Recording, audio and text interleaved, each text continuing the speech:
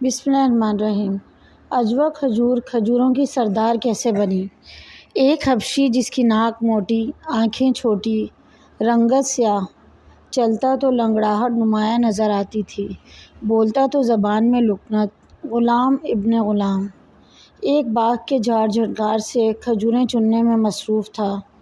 یہ کھجوریں نرم نہ تھیں اور ذائقے میں بھی باقی کھجوروں سے مختلف، جبکہ رنگ گہرا اور دانہ بہت چھوٹا سا۔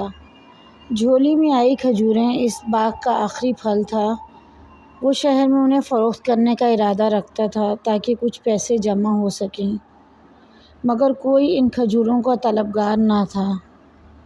اسی اثناء میں ایک آواز آئی، اے حبشی، یہ کھجور تو تجھ جیسی کالی اور خشک ہے۔ دل کی آبگینے پر ایک ٹھیس لگی اور آنکھوں سے آنسو رواں ہو گئے۔ سیدنا بلال رضی اللہ تعالیٰ عنہ، جو کہ ایک حبشی غلام تھے، کھجوریں جھولی میں ہی سمیٹ کر بیٹھ گئے۔ ایسے میں وہاں سے اس کا گزر ہوا جو ٹوٹے دلوں کا سہارا ہے، جس نے مسکینوں کو عزت بخشی، وہ جس کا نام غمزدہ دلوں کی تسکین ہے۔ جی ہاں، وہی محمد صلی اللہ علیہ وآلہ وسلم جو دو جہانوں کا سردار ہے۔ آپ نے بلال رضی اللہ تعالیٰ عنہ سے رونے کا سبب پوچھا تو سیدنا بلال رضی اللہ تعالیٰ عنہ نے جھولی کھول کر سب ماجرا کہہ سنایا۔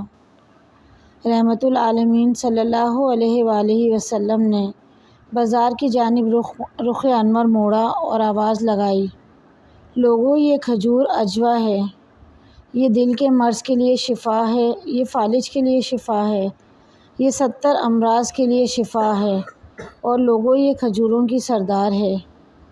پھر یہ کہہ کر بس نہیں کیا بلکہ فرمایا، جو اسے کھا لے اسے جادو سے امان ہے۔ منظر بدل گیا۔ وہ بلال رضی اللہ تعالیٰ عنہ جس کے پاس چند لمحے پہلے تک جھاڑ جھنکار تھا اور پریشان بیٹھا تھا، اب رحمت العالمین نبی آخر الزماں رسول خدا صلی اللہ علیہ وآلہ وسلم نے اسے غنی کر دیا۔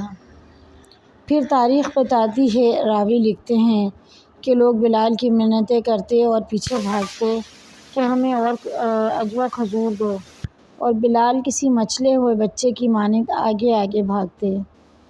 تاریخ گواہ ہے کہ وہ جسے کبھی دنیا جھاڑ جھنکار سمجھ رہی تھی، بلال رضی اللہ تعالیٰ عنہ کی جھولی میں آ کر اور مصطفیٰ کریم صلی اللہ علیہ وآلہ وسلم کی زبان مبارکہ کا صدقہ آج بھی کھجوروں کی سردار ہے۔